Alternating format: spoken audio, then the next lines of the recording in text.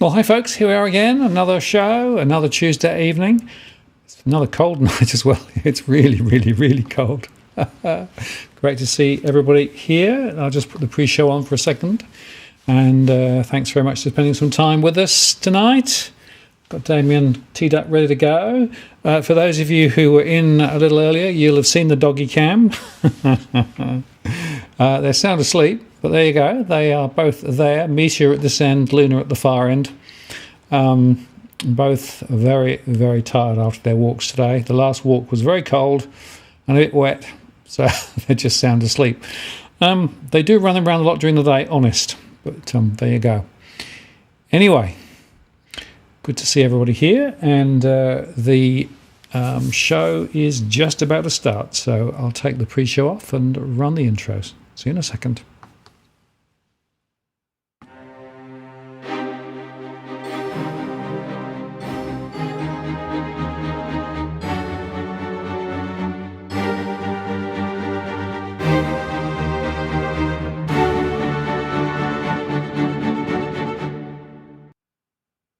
Well, good evening and welcome to this live stream.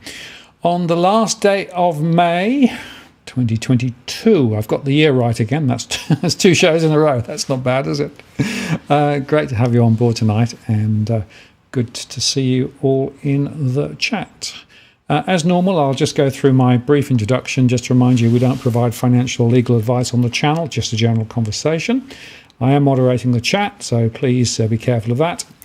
This is recorded on the 31st of May 2022, and if you want to get my attention, use Walk the World.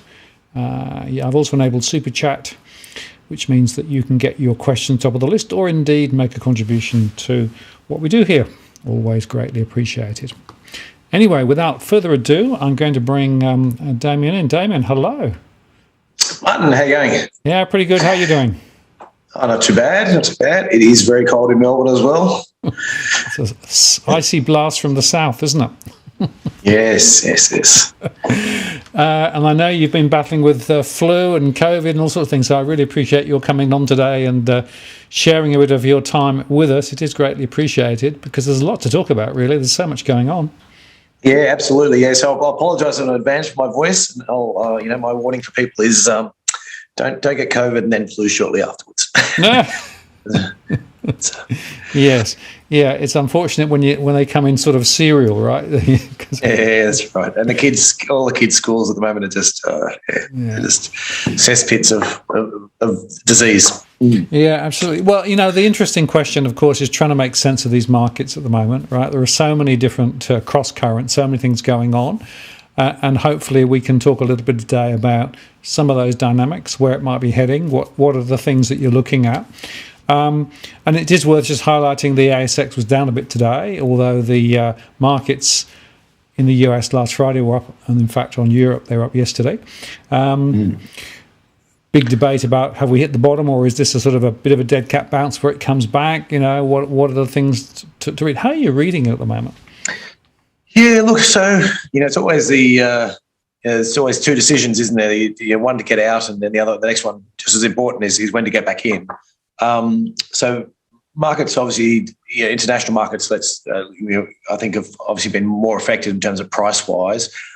Came off quite substantially, and then but we're in this little bit of a bounce at the moment, and I think a bit of it's been driven really by the thought that maybe the Fed won't be as hawkish as what people had at first thought, and I guess that's probably giving a little bit of hope to some people.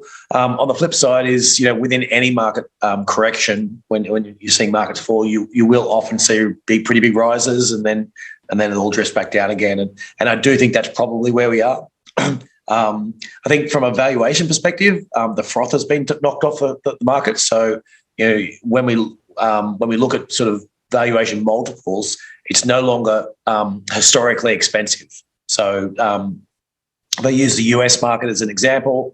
About 16.5 times price to earnings price to next year's earnings is a reasonable sort of long-term average. We sort of got up in the low 20s for the last sort of 18 months or so. And now we're back down to that sort of 16.5. So from that perspective, from valuation, you're at least knowing you're buying it at sort of longer term averages. The big issue is always what earnings are doing. So the actual valuations, if you just went out there and said, I'm only going to buy when the markets are cheaper than average, and then I'm going to sell when the markets are more expensive, is actually not that good of a strategy, because what tends to happen is when earnings growth is about to be really good, markets get a bit expensive, and then the earnings, so using those examples, the earnings might get to 18 times, but then earnings go up by 10%, and that sort of brings that 18 times back down to back closer to 16. And so now you're, so a lot of it is about trying to work out the forward earnings.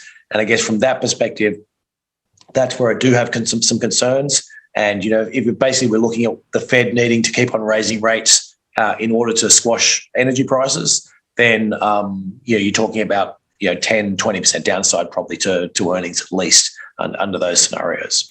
And the point you make there about forward earnings, clearly one of the things you have to do then is to factor in what you think the interest rates will be ahead, because the interest rate fundamentally will determine what discount you use for future earnings.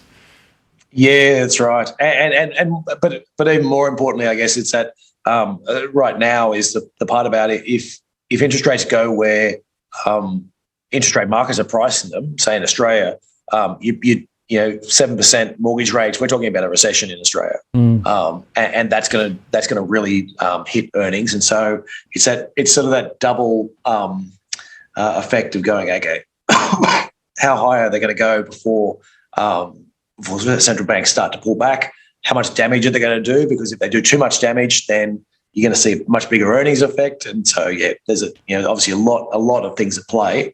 And we every time we're here, it's in my contract with you, I think, that I have to mention that we're in the hands of central governments, and it's not an ordinary market, and policy error is our biggest risk, and that's what we're how big will the policy error be? It's really we've said that right the way through this last few months, and it's just worth reflecting. This is the current 30-day interbank cash futures trajectory, and what they've done is basically brought a lot of the increases forward, and then basically 2.5-3%, and then going flat. So that's quite a different trajectory from even a month or two ago. And it's interesting that if you look at some of the yield curves, what they've now done is they've come off their tops, particularly the 3-year curve. I might put one of those up in a second, which suggests that some people are now saying, well, hang on a moment, maybe the acceleration of interest rates might go quite fast, but then actually top out perhaps before what people were saying. And of course, Westpac is saying, it probably won't be more than a couple of percent. CBA, I think, quite similar. Others are saying, no, it could be a lot higher. And of course, the forward implied rate from the market is more than 3%. Yeah, absolutely. And which puts us at 7% ish in terms of mortgage rates. Yep. So and I think all the calculations we've done on that, and because you've probably got more granular data, is that there's a significant proportion of the Australian economy who cannot handle interest rates at those levels. Absolutely. And they'll be forced sellers, and that's going to crash the housing market and unemployment and all these other things like that. Well, let me show you this chart. This is one that I produced a little while ago, which shows you that off the baseline of 1.5 million in stress at the moment, for each 0.5%, you get about another 150,000 people falling into mortgage stress, So if you put rates up 2 or 3%, then you're looking at 400 to 500,000 additional people getting into cash flow difficulty. They're not all going to default, but it's going to have a huge economic impact on people's inability to spend simply because they won't have the money. Yeah, and actually, what's the amount that are already in? Well, 1.5 million. 1.5 million, right. So it's 43% at the moment. It goes up to 47 or 48% if rates go as the way the market is suggesting. So, and then the other point is, again, looking at the stress data, not only have you got the interest rate momentum, but you've also got the inflation momentum, the cost of everything else. And I look at it in cash flow terms, not just in terms of servicing the mortgage, which is more broad than a lot of the other analysts to look at it. They just look at it servicing the mortgage. I look at it in total cash flow for the household. So is that a good segue into energy prices then? I think it could well be, Damien, because I wanted to ask you specifically about that, right? I did manage to show it the other day, and of course, energy prices are going up. Actually, who's being milked is my question. Yeah, there's a pretty reasonable argument that this is war profiteering. I mean, that's the argument they've made in the UK, is it's war profiteering, and so they need a super profits tax in order to make sure that you haven't got energy companies basically benefiting at the cost of the rest of society, and paying the energy, reaping all the benefits and of Putin's war. And so Australia to date seems to be ruling out having to do any to have any effect, and I think there's probably two big elements. And actually, when I say Australia as well, let me be clear. What I'm talking about is East Coast Australia. West Coast Australia has a gas reservation. And I've spoken about that on this show. In the past, is that they're talking about, I don't know, $5 a gigajoule, whereas 30, 40, 50, pick a number. There's hundreds of dollars that you can get, I think, in terms of some estimates, in various regions. So, I guess what I'm saying is that the gas price anyway is 10%-ish of what the East Coast gas is. And, a lot of that comes back to the East Coast is open to the rest of the world, trades openly. The companies made very strong representations to the governments of the day that you didn't need gas reservation on the East Coast because we had so much gas that we'd never have the situation that we're currently in. There's been there's talk about, do we need import terminals, and it's crazy. We're the world's biggest exporter, and discussion about whether we should be putting import terminals to buy our own gas back. It's just it's a monumental policy error, I guess, and we've talked about it in the past. What we talked about in the past, I thought was really bad. This is 10 times worse, and so you probably so ballpark.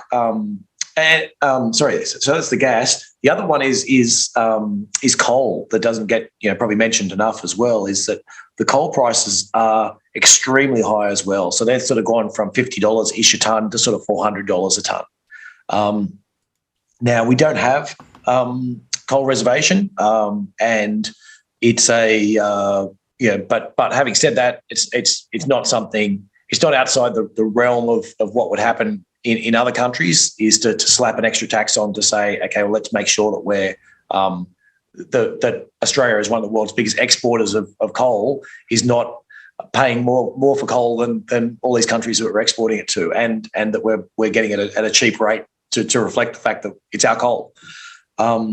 There's been, I think the New South Wales government is looking at doing some subsidies and things like that for consumers, which,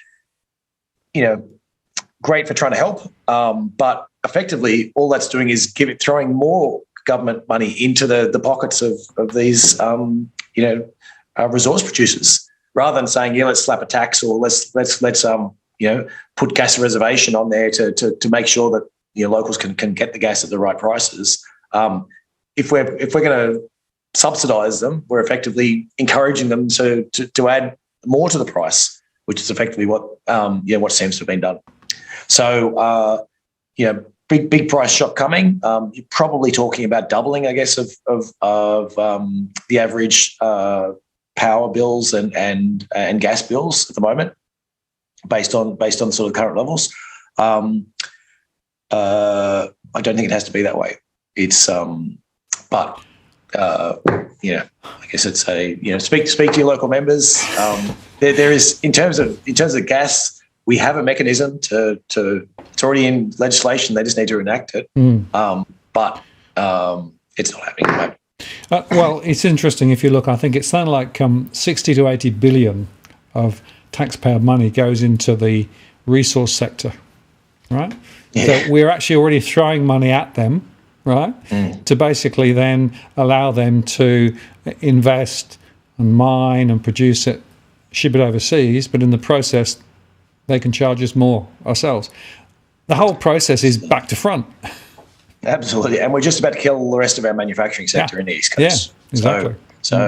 Anyone. I mean, in Europe, basically, Europe's facing similar prices to Australia. So we've effectively got European gas prices here. Is the fertilizer companies are just literally shutting down and saying, well, we can't see a future for this production.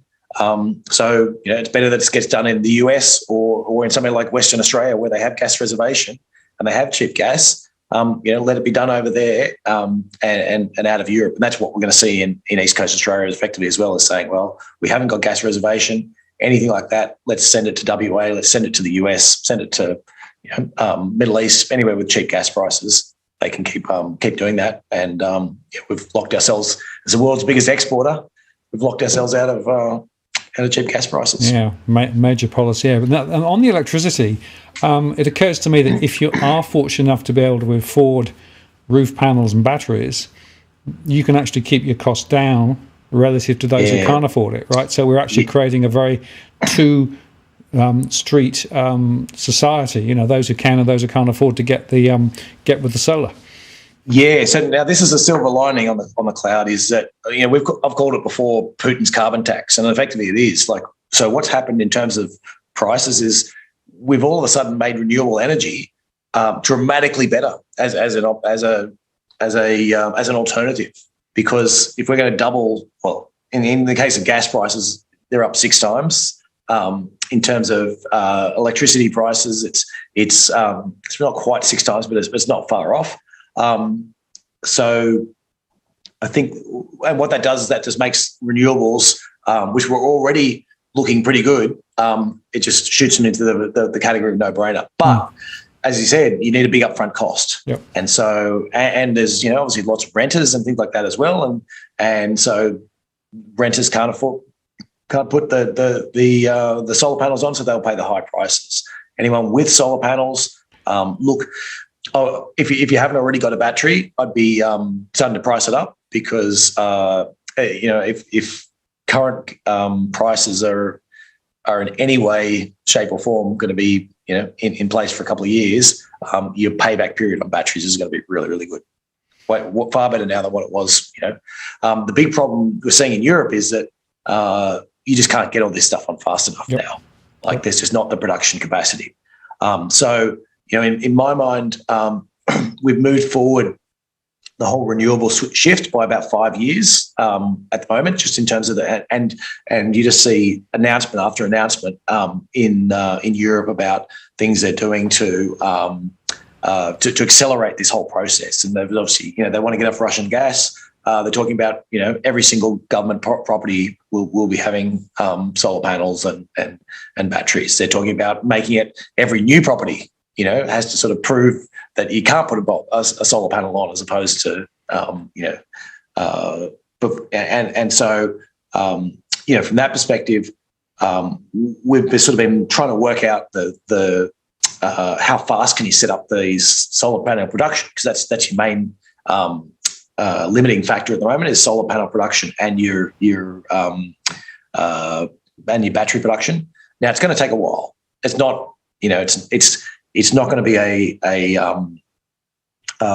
sort of 1 year or a 2 year process, but it's very snowballing. So if you go out and now get enough solar panels to produce, say, 1% of Europeans' electricity needs next year, and then you go and build another 1% the year after, well, now we're producing 2% every year. And then you go and add another 1%, now 3%. And so, and in 10 years' time, you're basically saying, hey, well, now we're producing 10% of Europeans. We're removing that from the by producing all these solar panels and installing. And so that process, I guess, is a non-linear process, and it's going to go slowly right now, and it will be hard to see the effects, but in 5 to 10 years' time, it's going to turn quite dramatically. I guess it's going to quite dramatically accelerate, and you're going to see a lot of power taken off. So in terms of all the energy calculations, you're making some fantastic profits now in energy companies, but you've cut 5 to 10 years off their lifetime, and so you're trying to weigh up when does it all finish and all that type of stuff is very difficult. Yeah. And the AGL thing, which happened this week, is quite interesting, isn't it? In terms of they were trying to separate the old from the new, as it were, and they failed with that. Yeah, that's right. Look, the tough thing with all this electricity stuff going on at the moment is this idea that there's people out there who have bought assets and There's rapid changes going on to electricity networks, and a lot of those people want their money for the assets that pay. So think about it the way we had all these taxis, and people would pay these top dollar for taxi licenses, and then Uber comes along, and everyone who paid top dollar for a taxi license has all got their hand out asking to be compensated. And so the big question for me for a lot of these is, will they be compensated? Now, given a lot of them are international companies, a lot of them bought these things knowing that there's climate changes exists and there's these things happen. My personal perspective would be no.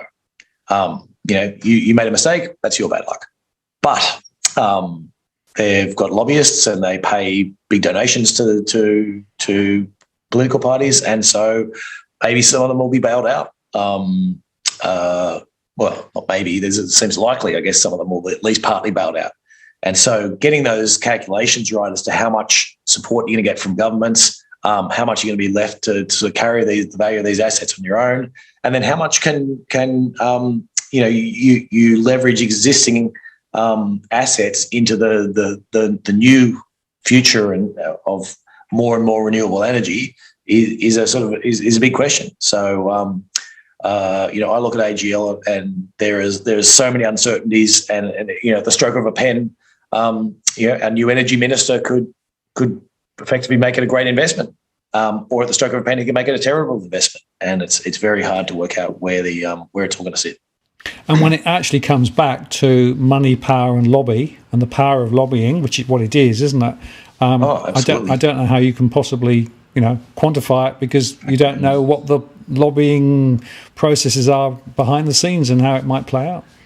Yeah, and then the next step, obviously, we've hit this stage now where energy prices are about to double.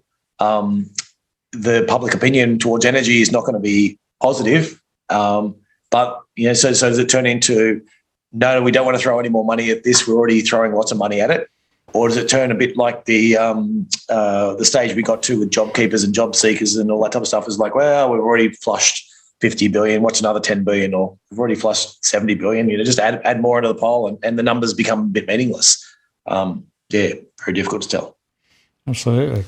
Well, that's certainly very concerning. And when I look at my household surveys, the things that are coming through are significantly higher costs of energy, petrol, those sorts of things, right?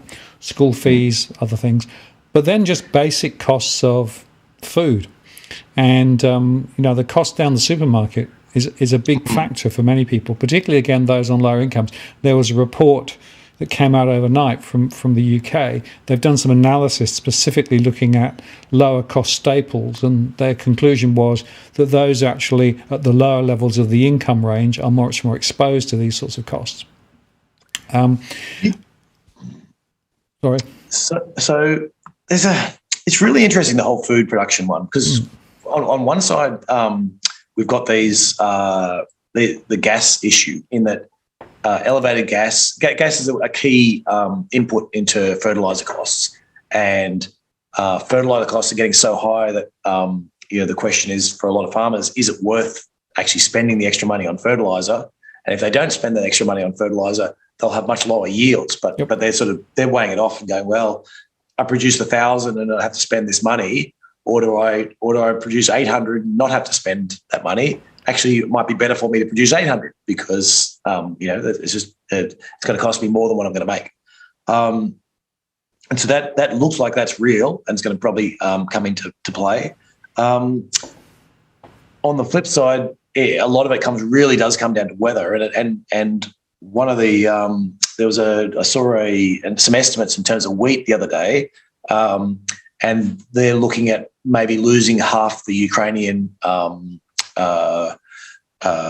crop for wheat, but actually there could easily be more wheat produced than what there was the year earlier, because Canada's bouncing back and it's got a big amount, and there's a couple of other countries in there that were going to produce more than what they're expecting. So it's I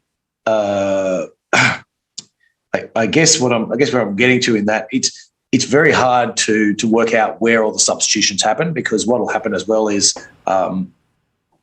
people who are choosing to feed animals will choose the cheapest feedstock, and what that means is you do get a lot of substitution. So I'm fully expecting there will be food shortages based on the amount of fertilizer that's sort of being lost and the cost there, but I'm not positive which crops it's going to be in.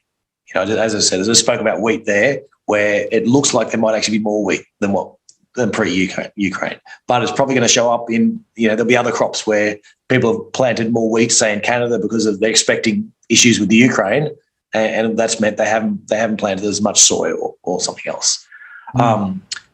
That will hit emerging markets worse than developed markets. So it tends to be that the costs really aren't that high for a developed country. So I think we're talking about, I think the numbers say for a loaf of bread might be like 30 cents or something like that, or lower, in terms of the amount of costs that you have to spend for those raw materials. Most of it's really in the packaging and all this other part to it. But that's not to say that's not what, we're not getting rises in packaging costs. We're not getting rises in shipping costs. We're not getting rises in wages. And so, I guess what I'm coming back to is those costs are all flowing through. I don't look at the food costs and necessarily say that's going to be a terrible thing for developed markets. It's going to be very bad for emerging markets where the cost of food is much higher as a percentage. But I'm more worried about I'm more worried about things like energy costs and transport costs and things like that, actually sort of pushing prices higher than I am the raw food cost as much. Well, it is interesting. So 2 observations. Firstly, the UK has now announced that they're going to allow GM crops in the UK. When they were part of the Eurozone, they couldn't because that was banned in the Eurozone, but they've now turned turtle on that. And in fact, Jason asked a little while ago, with the fertiliser shortage, perhaps we should just go GM. So, there's an angle there, and that's one of the reasons why the UK is doing it. The other interesting thing was that at Davos, there was a very strong set of discussions about the critical issues with regard to food and food poverty, and how that going over the next few years, this is probably one of the biggest issues that we've got internationally. 400 million people are probably at the sort of the starvation level even now, and more coming. And that's partly to do with the situation with Ukraine. But the point was, it was already happening. We're already getting this rise in commodities and rise in wheat even before Ukraine started. And so one of the things that came out when I was looking at what they said, that this was already the trap was already being laid before the Ukraine thing happened.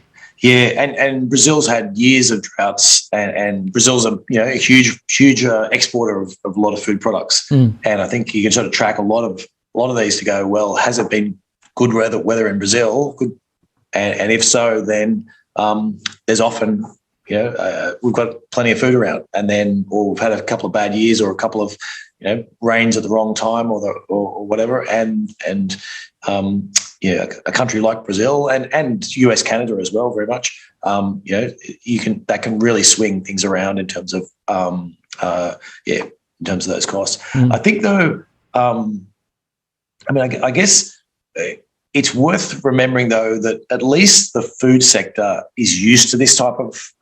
It's a lot more resilient than other supply chains. Right. So we've seen, say, the supply chains with cars in terms of, okay, all these parts get produced somewhere, and so when there's problems there, and Shanghai produces all this stuff. When Shanghai shuts down, nobody can build whatever they can build from that, and so it's very concentrated and streamlined, and it all got down to that sort of very much just in time.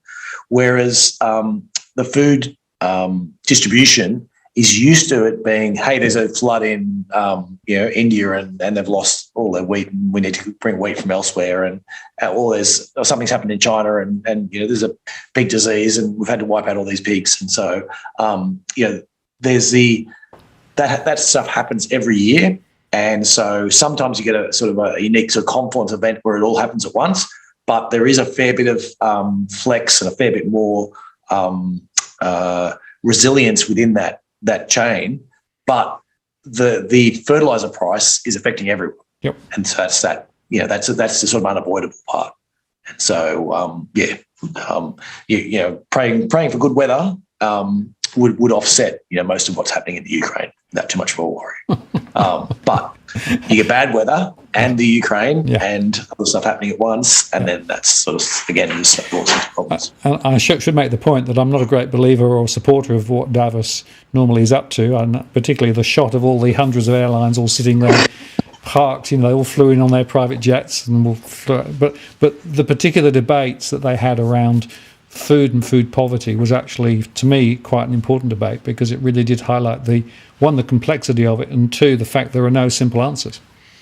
No, that's right. And then the last time we had food shortages and problems was effectively the when we saw the Arab Springs sort of jumped up, and so that is well worth noting that when you get food insecurity, it doesn't really affect developed countries very much, but it really does hit the so if we're short wheat and there's 5% less wheat around, what tends to happen is you'll pay an extra 20, 30 cents for your loaf of bread, and so will people in the US and all that type of stuff. They won't care, which means the people that don't get the bread are in these emerging markets. Yep.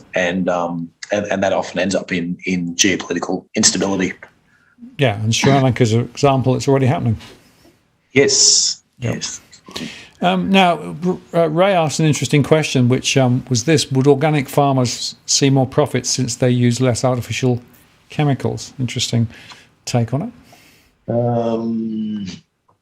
I don't know. Yeah, maybe. I guess if you're not using fertilizer, though, if you're not using the fertilizer in the first place, then you make. Yeah, maybe you make more of the crop. If the crops are priced higher, maybe you make some more. So generally, it used to be the case that organic crops were actually, you could sell them at a premium, but I'm not sure what the equilibrium is between the premium versus the lower yields.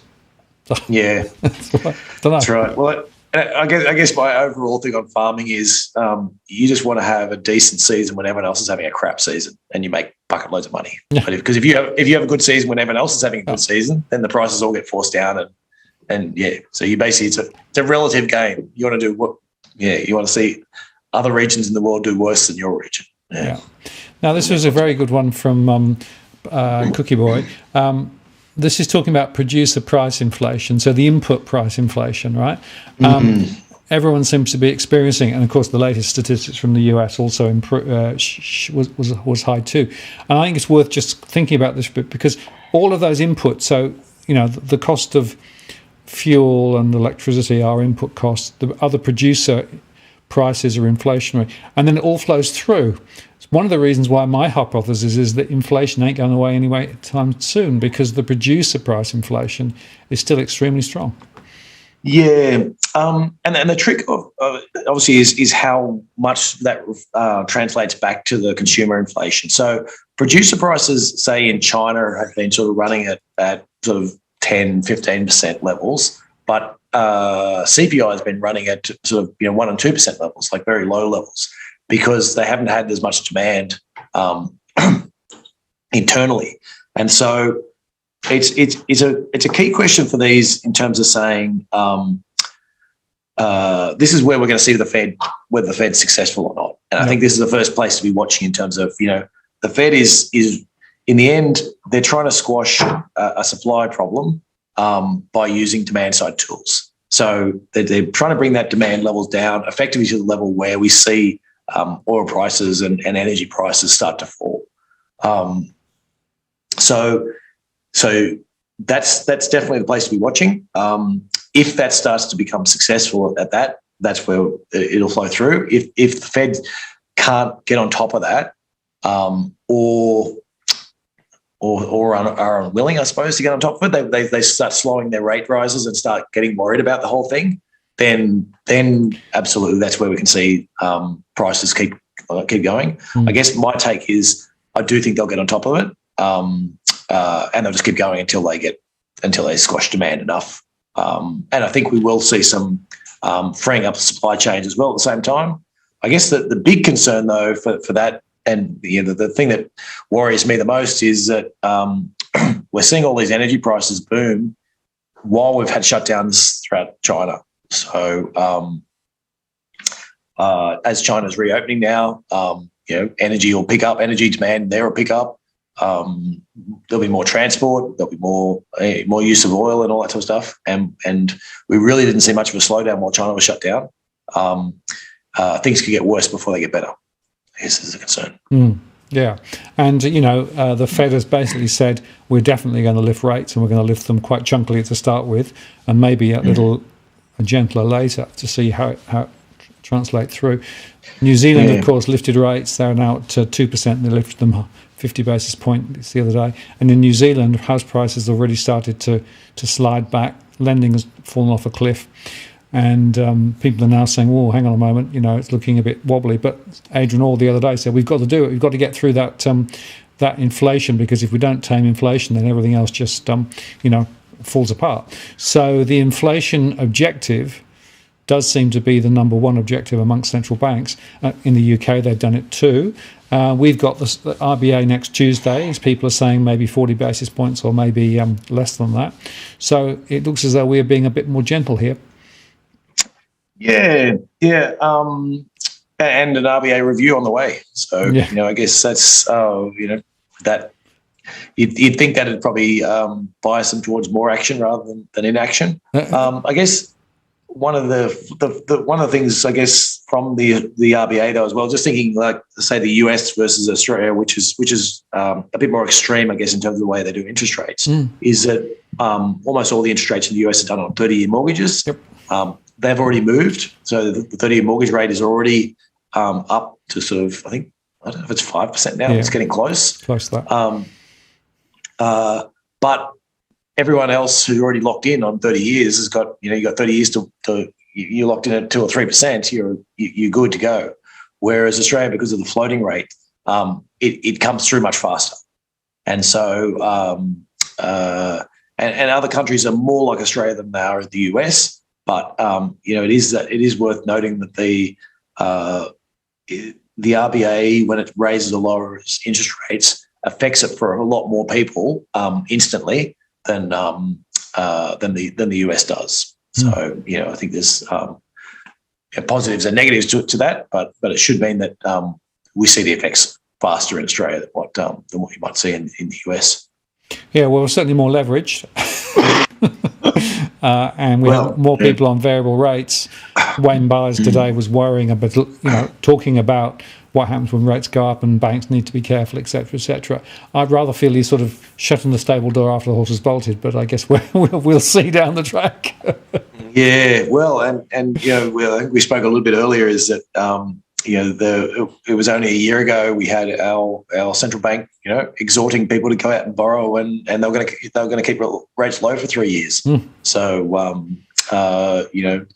it's I can see people who listened to the central bank and went out and did that.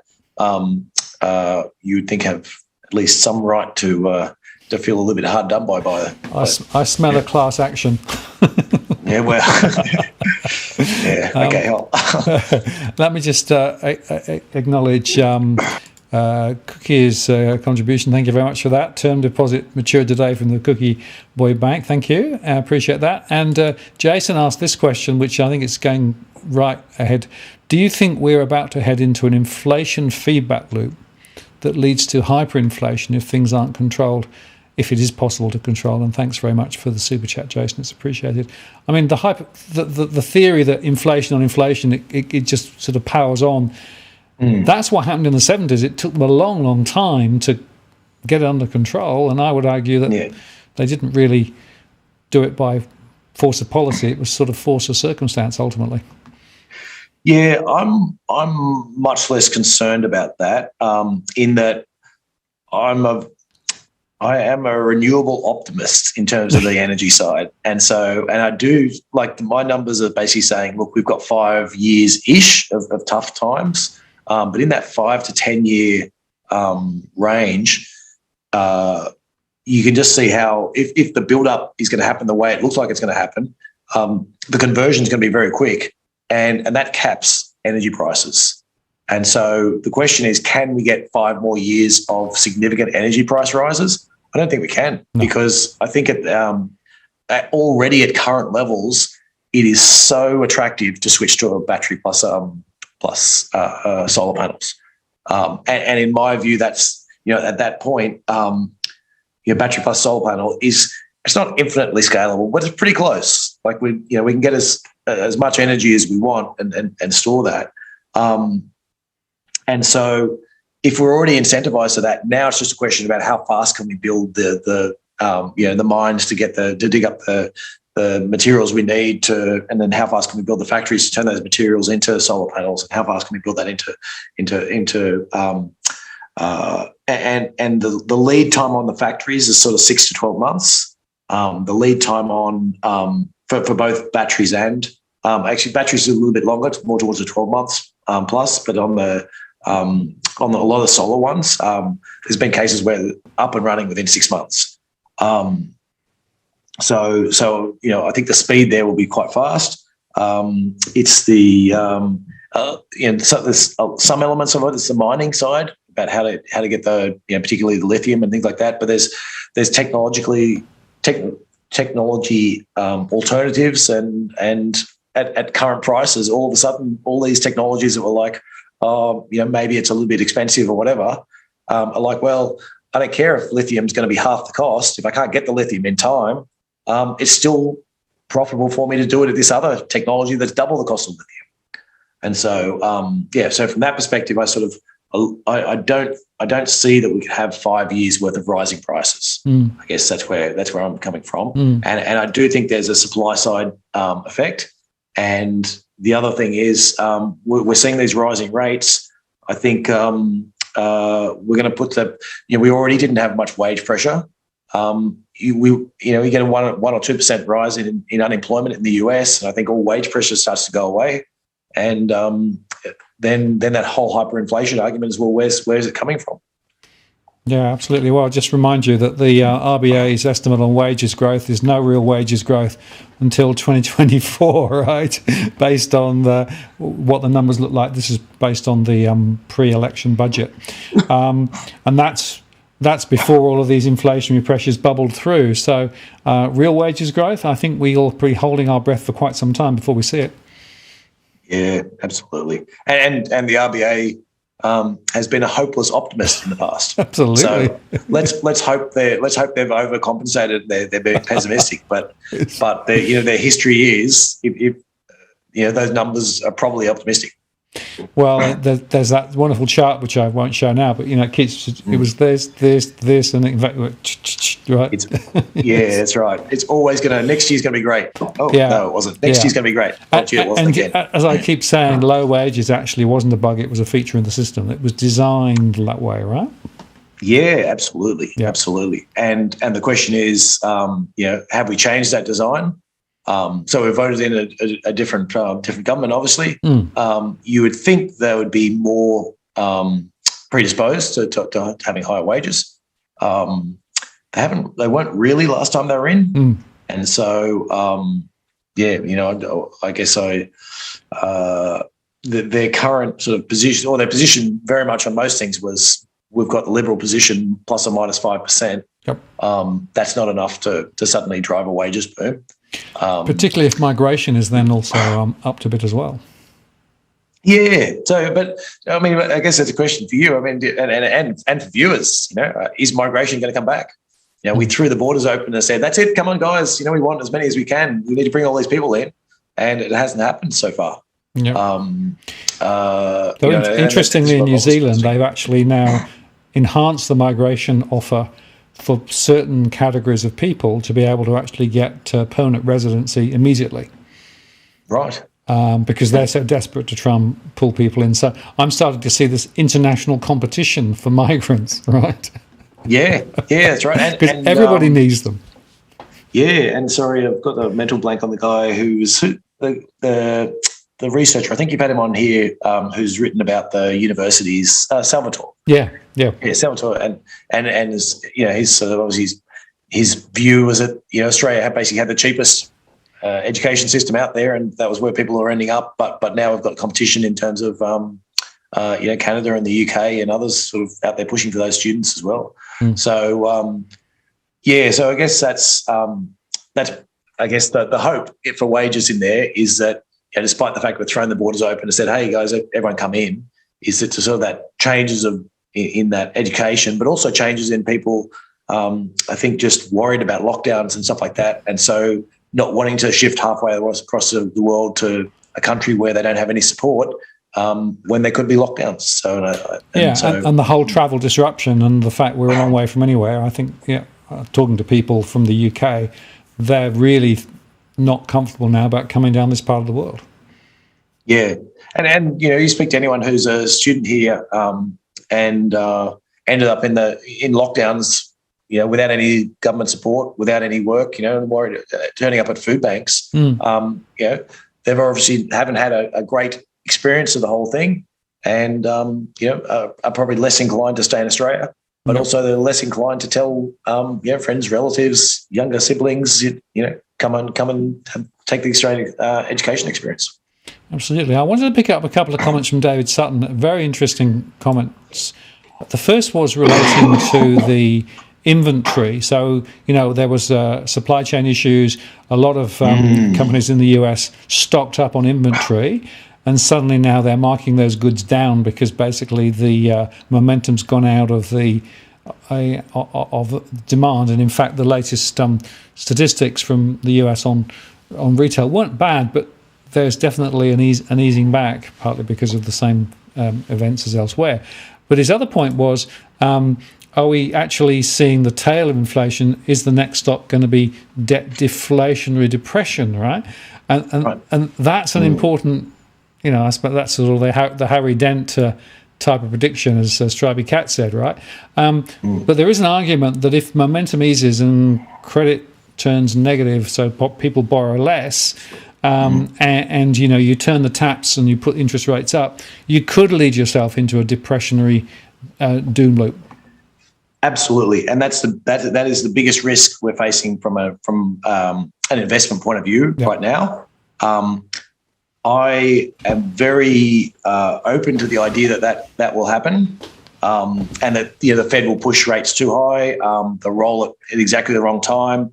They'll start to see energy prices cap out at the levels they're and certainly so that they're at the stage where they're not rising anymore, and potentially we've got some demand disruption. Supply chains are starting to open up. More factories are being built on in local areas, and more automation, and you just end up in this whole spit. The question is when that occurs. Yes. Are we talking about? Is it 3 months away? Is it 3 years away? And I feel like that's somewhere in that range.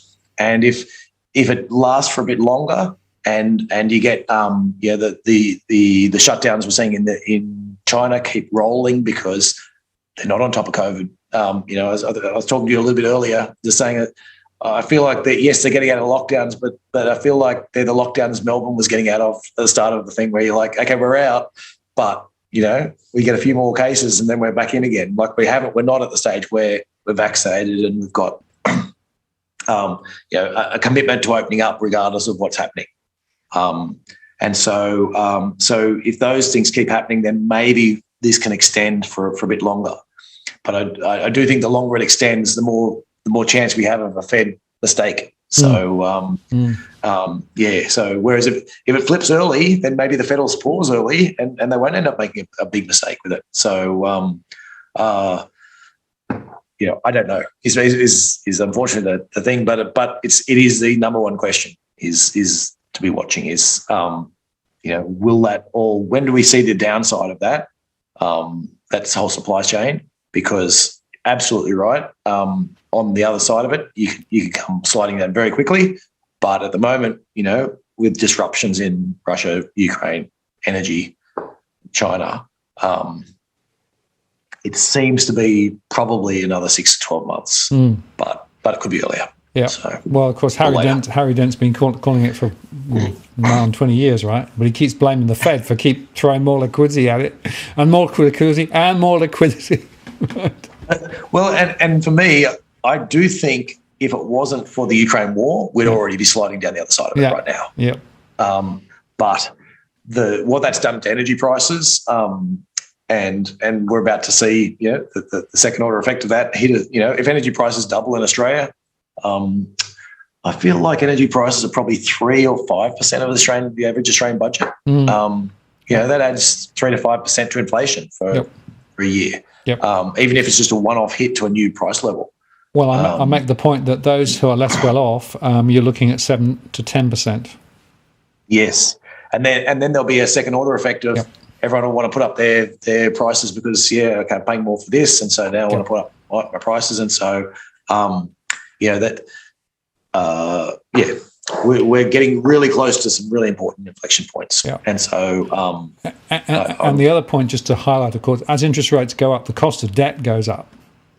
So the idea of the free hit of getting really cheap money from by corporates or indeed governments, right, that goes out the window too. Yeah, because the cost of debt requires a lot more cost of service. Yeah, that's right, and it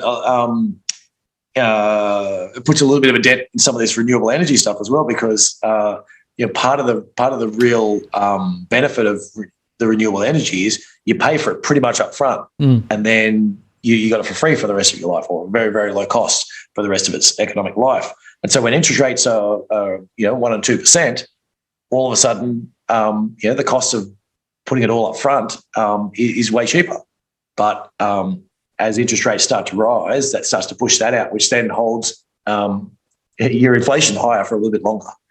So it's all part of that loop. And so I guess I've got ideas about where I think it's going, but I'd like to think that we're holding them as loosely as we ever have, in terms of just saying, look, we just need to be cognizant of there are a lot of titanic forces all coming together at the same time, and you get a shift in the wrong direction, and we could easily see some things move in a direction you weren't expecting.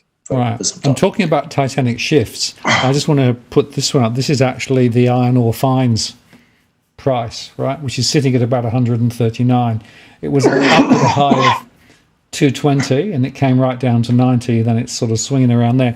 Now, this for me is another important leading indicator of where things may go, because that's a supply-demand question.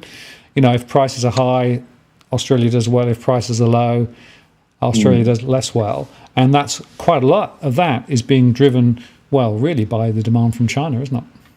Yeah. Now, okay, so I've got a 100-year chart for that same one, or 120 years, and it's on a real basis, $50 is basically your long-term price.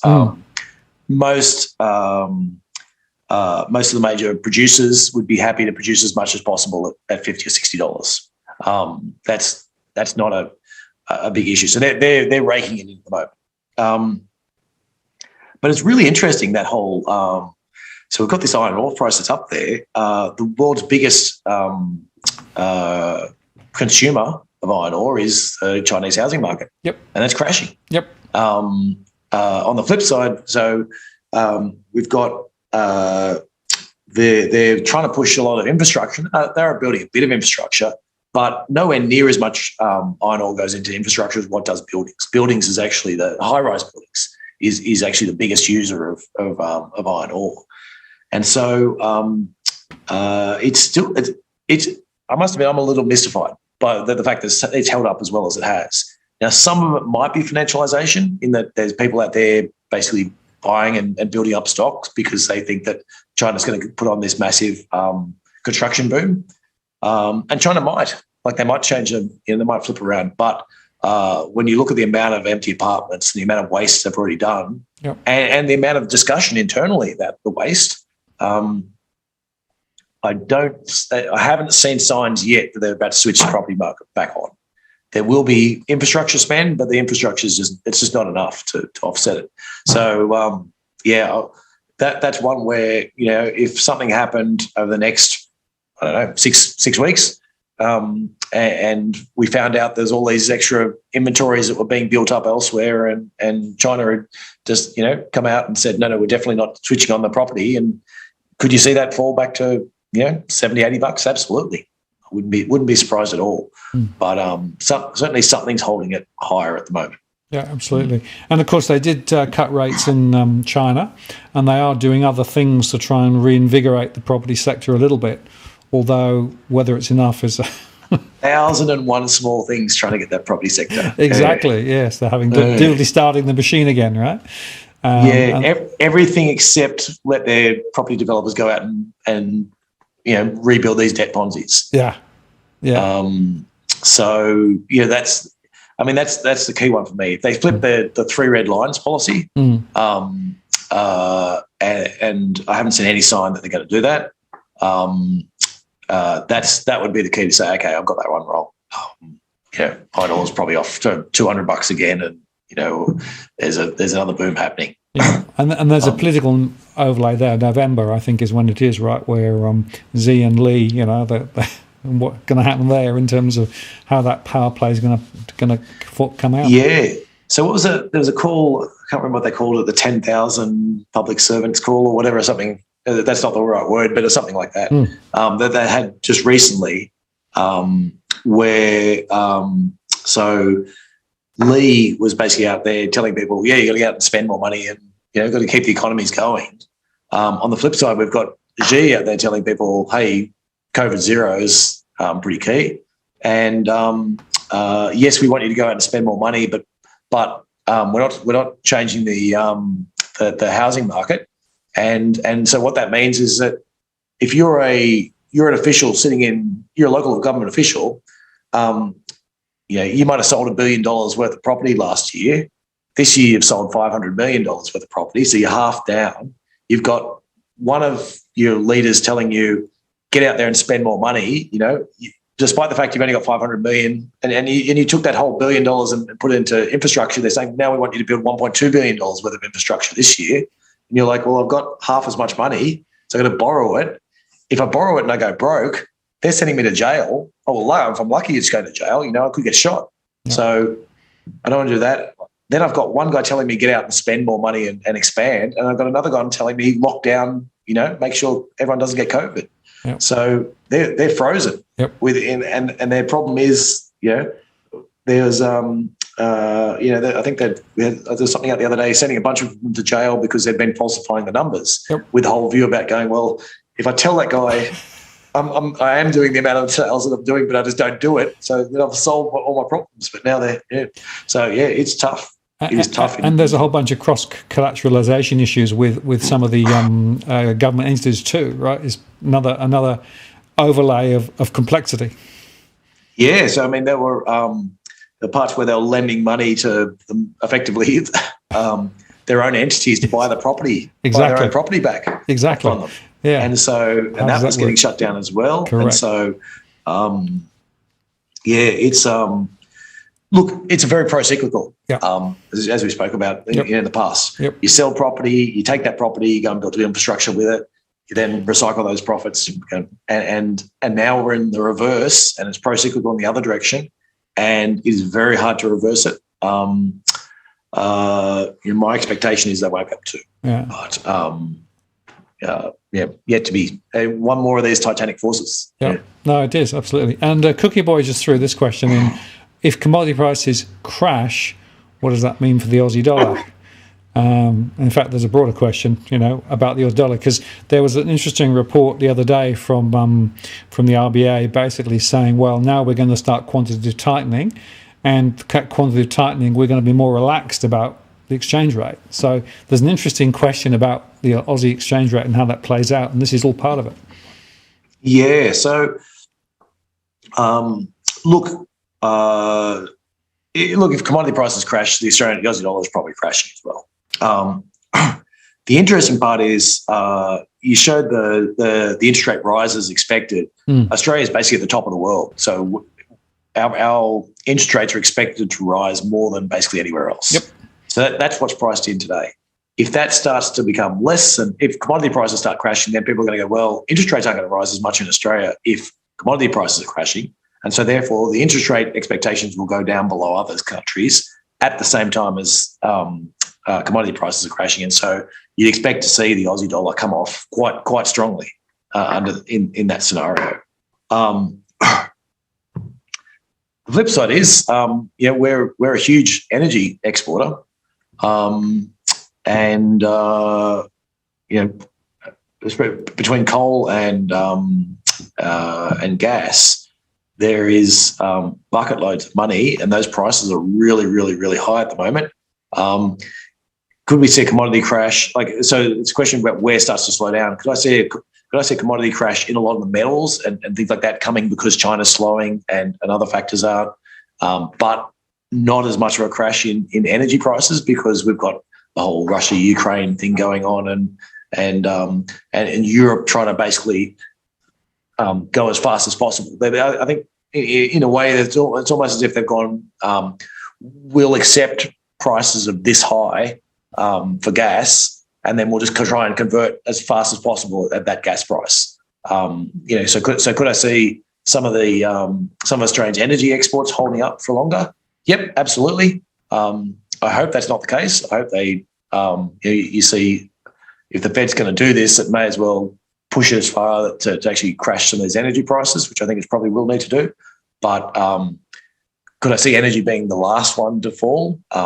Yeah, absolutely. And that would hold the Aussie dollar potentially a little bit higher for a little bit longer. Absolutely. But your point about the differential between the Australian and US yield curves, very interesting, right? We're definitely taking a slightly different tack. Yeah, absolutely. And it's I've been as surprised as anyone that we've got, but I can see where I think the simple view is that, hey, Australia produces a lot of the stuff that the Ukraine does. It also produces a lot of the stuff that Russia does. And so therefore Australia is a net beneficiary of the whole scenario. So yeah, we'll make more from our agricultural imports. We'll make more from our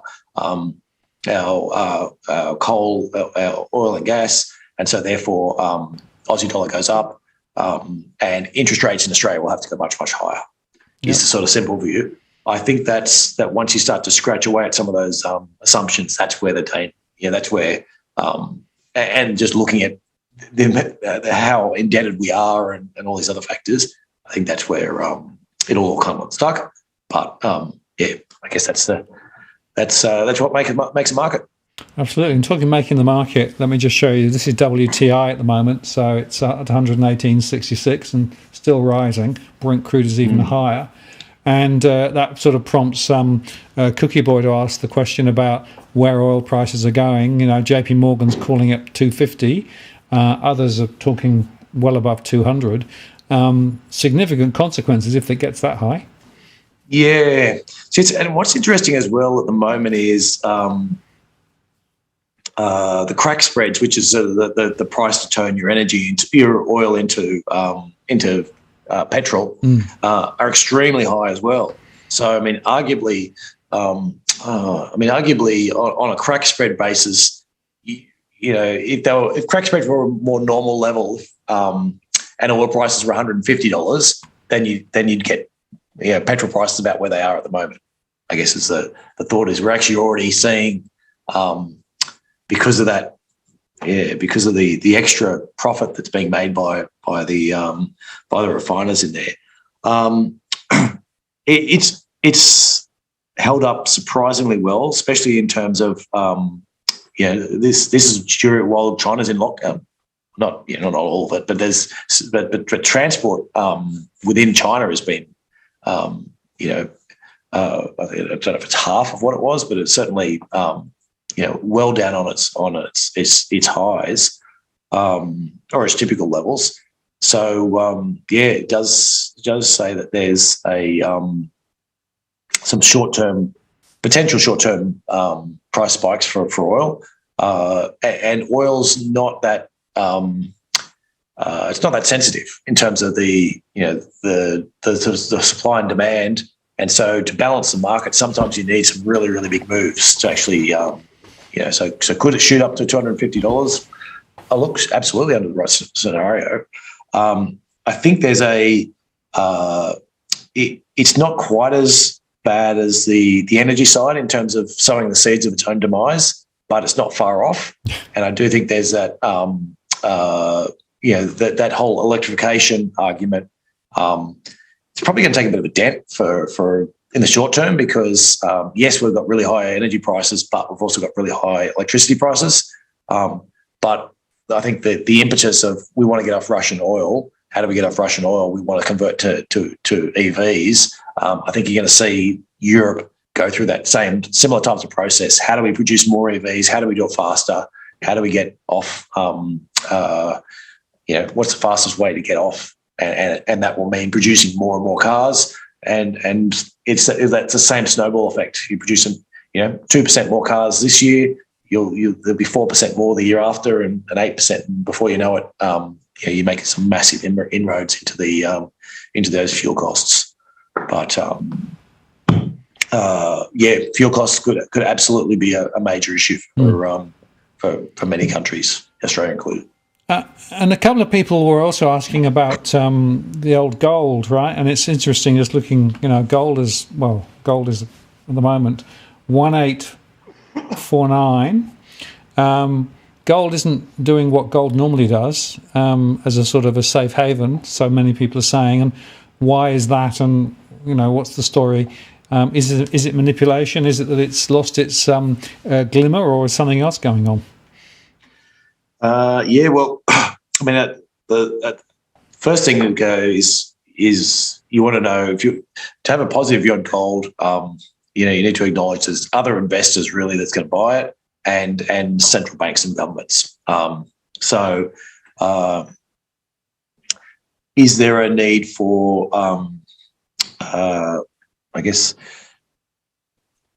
if you've got the view that other investors are going to be if you've got the view that other investors are going to be buying it, it's a front-running story in terms of that. Yes. I think it's worth thinking about it a little bit like a currency as well, in terms of being, an alternative to the Aussie dollar, to the US dollar in terms of currency. The US dollar has been very strong, and so that's typically means that gold is less strong. I think gold in lots of other currencies probably has been pretty decent, a lot more decent than what it's looked like in the US dollar. What else can I say? I think there probably is your next generation of gold buffs are out buying Bitcoin rather than buying gold, and so there probably is a certain element of the type of person you would, because you're basically thinking, what are other investors doing? The other investors that would have been coming through, your 18 to 30-year-olds are not out there buying gold. They're out buying different versions of cryptos. So I think that's another element. And then but I'd be looking, probably US dollar is probably your major one, and the US dollar for mine is still looks like probably the strongest currency out there. It looks like their central bank's going to be more aggressive than others.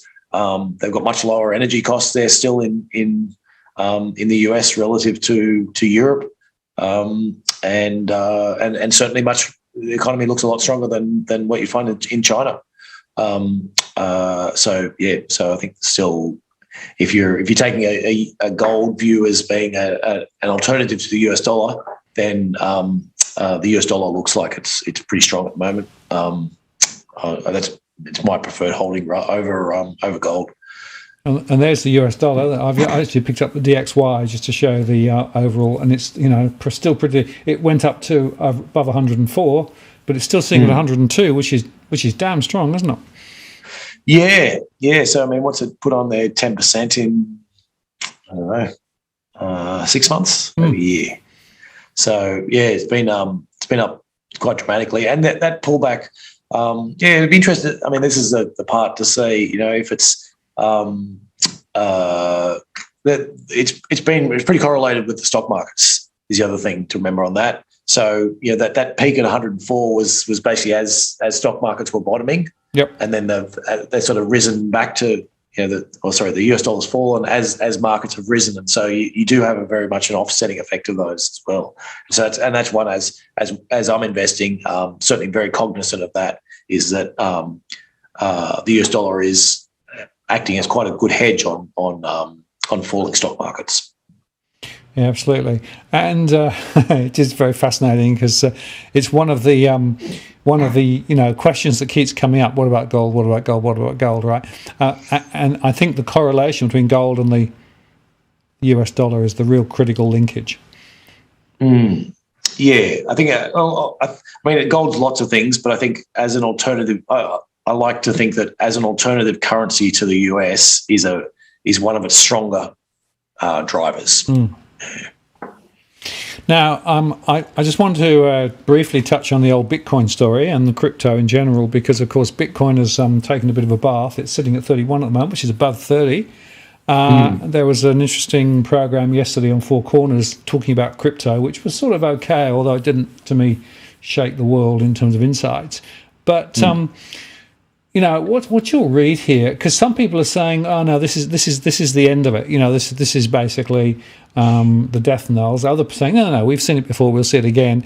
It does feel to me a little bit different this time, though. Look, I think liquidity is a key thing to remember. Is that when we're talking about assets that don't have a fundamental backing to it, and when there's lots of liquidity sloshing around in markets, asset prices go up, and they end up, that liquidity's got to go somewhere, and so some of it ends up in esoteric things you've never heard of, and some people, probably both yourself and I, Martin, can't see that any fundamental value. Okay, but you got to recognise that this liquidity just ends up somewhere. Yeah. At the moment, everyone's trying to pull back on liquidity. Yep. So we've got central banks everywhere trying to pull out liquidity. None of them are talking about turning it around and how can I flip it in. So under those circumstances, I find it hard to see how Bitcoin can rally strongly without that sort of flood of excess liquidity. I did notice I was on a program the other day, and the guy on before me was a Bitcoin expert, talking about how all these different things, and he was widely quoting Warren Buffett. So he was telling me about why, you got to be fearful when everyone else is greedy, and you got to take Warren Buffett's thoughts to heart about now's the time to be greedy and getting out and buying Bitcoin. And I was sort of like, yeah, that might be one thing he said. I'm pretty sure he wasn't talking about Bitcoin at the time. If you want to start quoting Warren Buffett, it's he's a value investor. I don't think he has a lot of good views on Bitcoin. No. I think using him as a as a reason to buy, I don't think he would approve of the message. Well, the one thing about the Four Corners thing was they did make the point, which I think was a really important point, about the fact that Bitcoin is there's a small number of really big players. So in other words, we've got the corporatization of crypto land. So it isn't a lot of little individuals. There are huge, monolithic players who actually are influencing, distorting, whatever you want to say, to the market. That came through quite well, and I think that's a really important point for people to understand. This is not the idealism of 20 years ago or 15 or 10 years ago. This is something very different. Yeah. Well, and the other thing to remember as well is we're in an energy crisis. Europe is thinking of as many ways as it possibly can to convert and get off Russian gas and get off Russian oil as fast as it can. Bitcoin is one of the world's largest users of electricity. Who knows what they'll do, but, would I be ultra surprised if all of a sudden, one of the EU's next policies was, okay, we're putting some sort of huge tax on crypto or something like that to try and bring down their energy usage and let them transfer off, rather than have to produce all that extra energy to do that. Maybe they could be using that energy to heat their houses and produce fertilizers at reasonable prices. Well, interesting idea. Now, Jason threw this one in. Does Damien think that crypto is a better hedge than property now? Didn't Goldman Sachs recently say property is now not the choice of hedge in a portfolio? Aren't all markets being manipulated by the whales who have enough to affect the P&D on their own? Well, we know the whales can do that, absolutely. Yeah.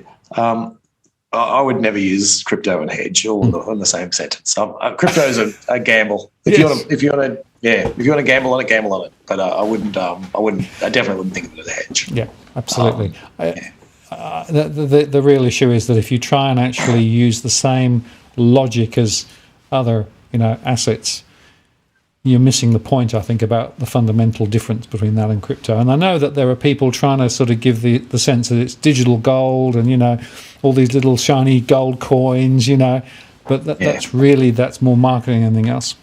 Well, and the marketing of about maybe a year ago was pretty, maybe 18 months even, where basically went from talking about crypto being an uncorrelated asset and using all these terminologies in terms of how it fits within your classic CAPM model and all these ideas about it. And basically, since all that came out, it's basically been correlated with markets. It's been just a high beta version of whatever the tech markets are doing. But so if that was the reason for people sort of putting it into portfolios, especially some institutional, if they're actually sold on that idea, now that whatever logic they use to get it in there, they're going to have to come up with some other logic to keep it there because it no longer fits. Yeah. Yeah, no, absolutely. Well, if you look at the history of marketing, they've pretty much shaped it and morphed it right everywhere you like. And then the other thing to bear in mind is the central bank digital currency debate is really hotting up. The recent paper from the Federal Reserve, the work that's being done in Treasury and with the RBA here in Australia, work in the UK as well. We are going to see central bank digital currencies coming in over the top. And essentially, I would argue that the key volatility we've seen in crypto land is another very strong reason why central banks and why governments will want to push central bank digital currency, because they want to say, see, that's what if you don't let us do that, you're going to lose your shirt. So they've actually got the perfect alibi now to put it in. Yeah, absolutely. And you've seen, the Terra Luna, that blow up, and a lot of the things that are happening in these currencies are lessons that we have learned in the past. They're running into exactly the same problems that we've seen in currencies in the past, and that's why we created regulation. That's why we, all the things that crypto is trying to avoid.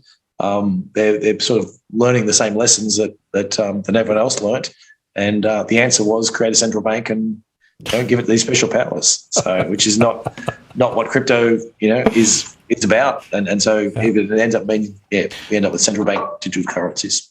And just to underscore, there's a difference between the crypto and the blockchain. The blockchain technology and the distributed ledger and all that sort of stuff, that can absolutely simplify transactions and make things happen a lot quicker and faster.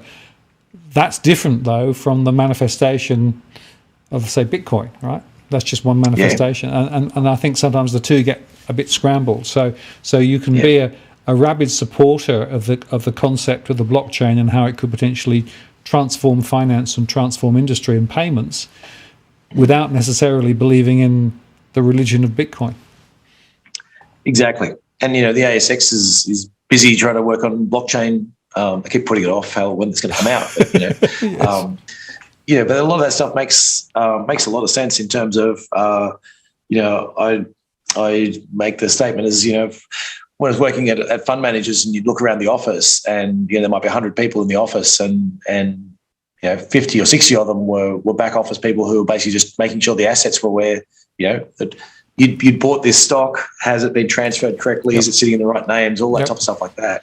You can definitely see the benefits of going, well, there's whatever it is, there's 40% of people who could no longer need to work if you had a much better way of keeping track of who owns what assets. Well, imagine being able to transfer property, for example, at a push of a button rather than actually over 12 weeks of painful shenanigans, right? I mean, that's right. It is feasible. I need to hire people for thousands of dollars to make sure that what I'm buying is they actually own it, and all that type of stuff like that. No, it is interesting. Well, look, we're coming towards the end of our show, but what I wanted to do finally was just to give you a little bit of chance to unpack a little bit of what you're thinking in terms of how the portfolios are shifting, right? Because there are lots of uncertainty at the moment. So presumably you've got on one hand to try and protect some of those uncertainties, but also you've got to take positions because you've got to be in the market. Yeah. So look, I mean, we sold back at the start of the took off. We'd already underweight by the start of the year, but we took off a lot at the start of this year, which was timing's good in terms of that. So we've got lots of cash. We sort of built up a bit of a US dollar stake as well, and we do want to put that back out to work. But we spoke about all those titanic forces. Valuations have come back to a reasonable level, but worried about earnings still. The danger now is I guess the biggest danger is that the Fed sort of flips and goes, you know what, everything is coming off much faster than what we thought. We'll trust in the fact that, transitory will be transitory, and we'll hold it where we are, and we'll see it. And under that scenario, we could probably see markets sort of start to take off again, and a lot of the earnings not come through. So that's your bullish case. I don't think that's the most likely case. Your most bearish case is that we've seen the US Fed chief sort of style himself as a new Volcker, and looking upon this is his moment to show that they can be firm on inflation, and if they decide that's the case and they try and push things too far, as everything's starting to roll over already, and they keep raising rates, then we could very easily end up in a depression. So that's your two extremes. The answer will probably be somewhere in the middle. My bet is it's probably closer to a fall first in terms of earnings. I guess I'm not expecting that they'll raise rates a few times and then go, okay, job done. They typically will raise rates until they've done too much, and then they'll start seeing the effects coming through, and the effects are lagged, and that's when they'll go, oh no, we've done too much, and they'll start trying to reverse at that point.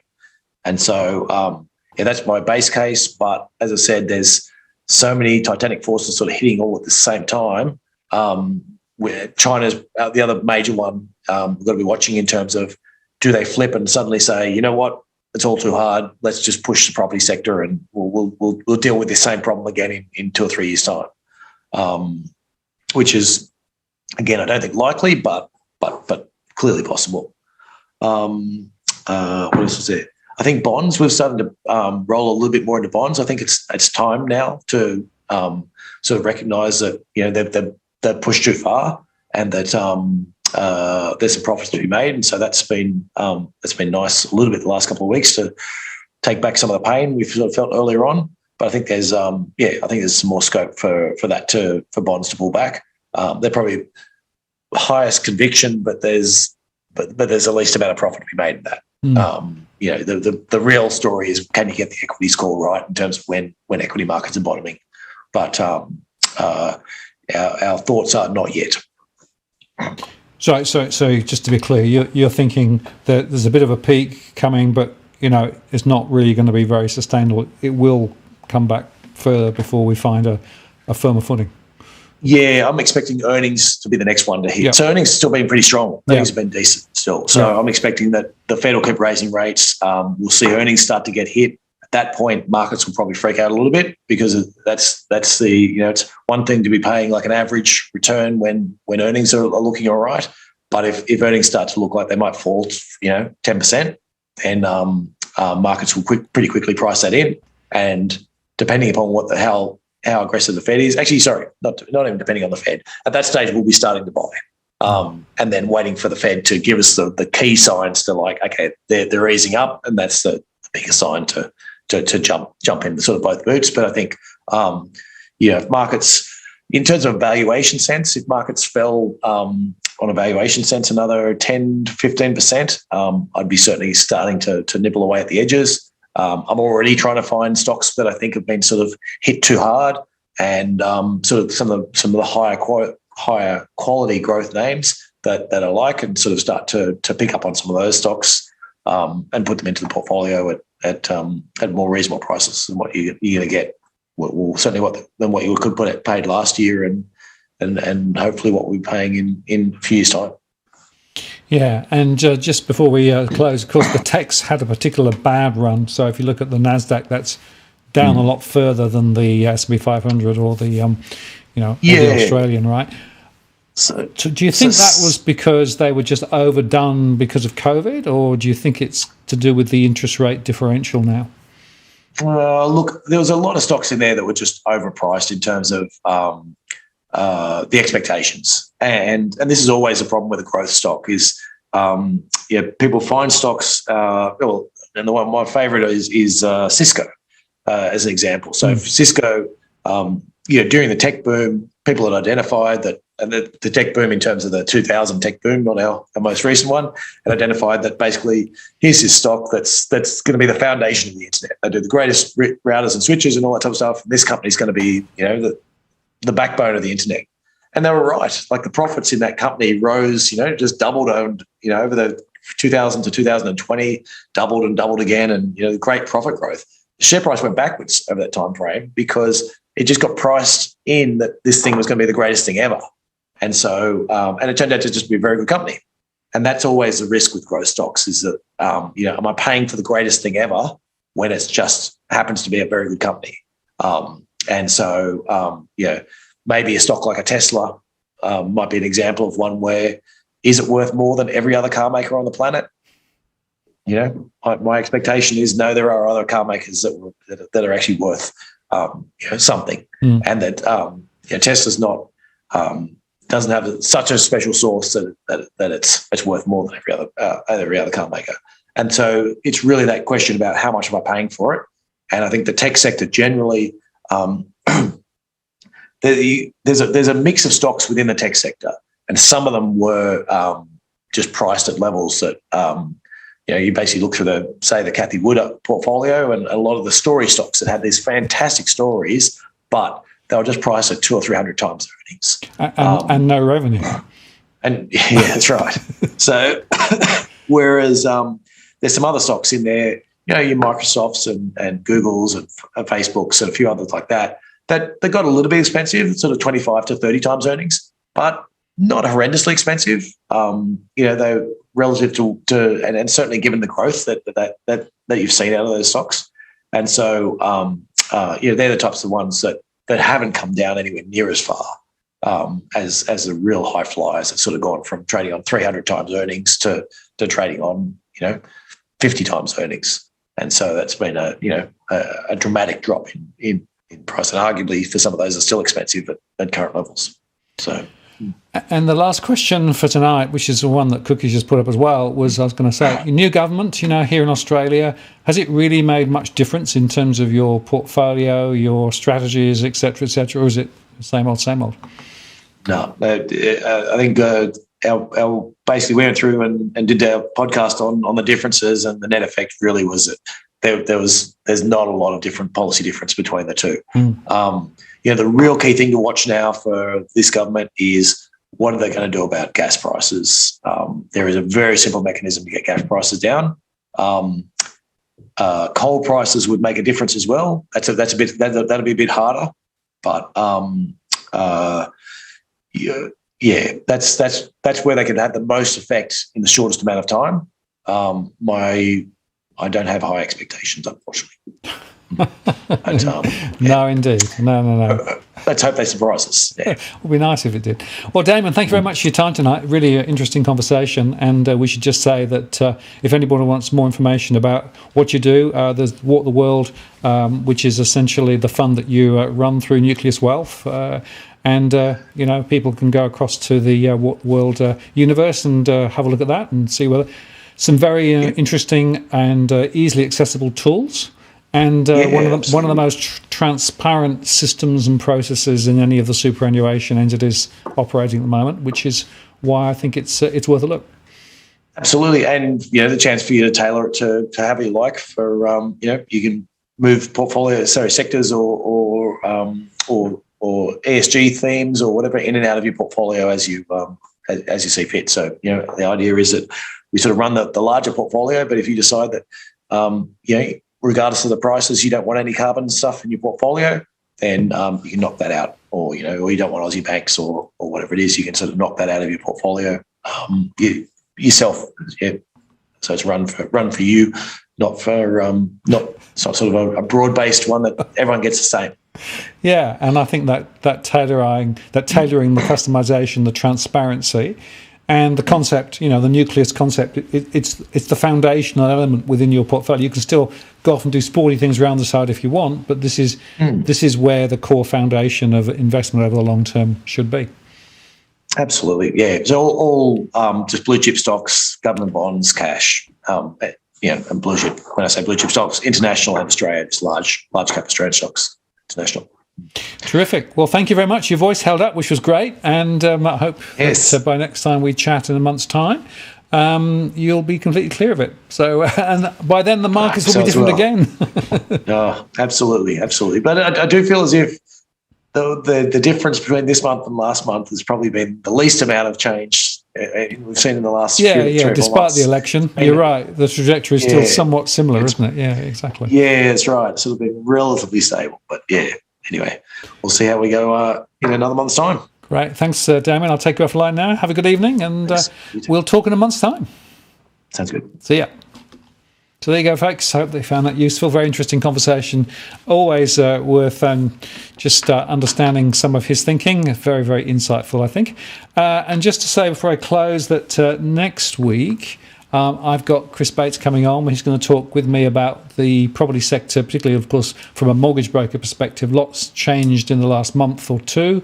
So mark your diary for that one. And it'll be an interesting conversation. Meantime, obviously, we'll be putting out shows every day as normal. So go and check those out. And do feel free to come back and see us again next Tuesday. And I really appreciate your time with us tonight. Thank you very much for all the comments, all the super chats. And we look forward to seeing you next week. This is Martin North from Digital Finance Analytics, signing off. Cheerio.